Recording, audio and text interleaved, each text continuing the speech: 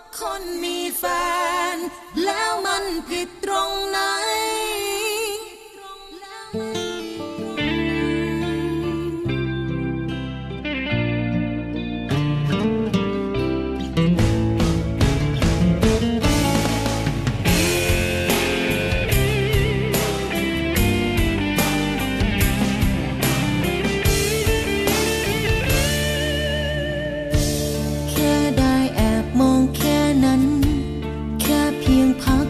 จิตใจ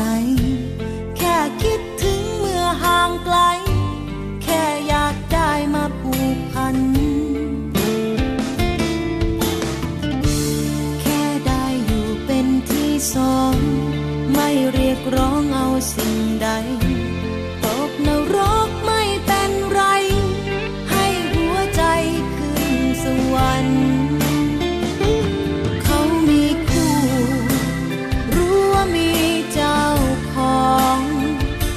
ยังไฟปองหัวใจรำร้องว่าต้องกา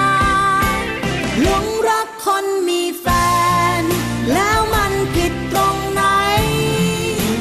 สิทธิของหัวใจรักใครก็แล้วแต่ฉัน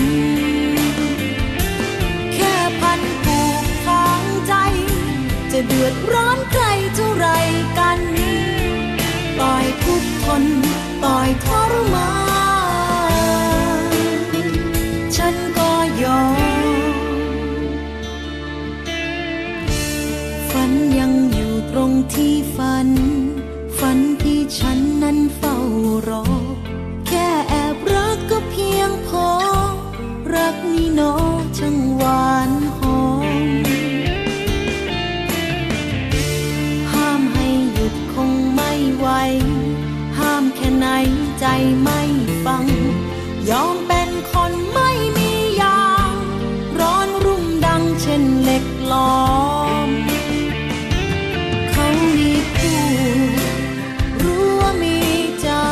ของก็ยังไฟปองหัวใจรำร้องว่าต้องการหลงรักคนมีแฟ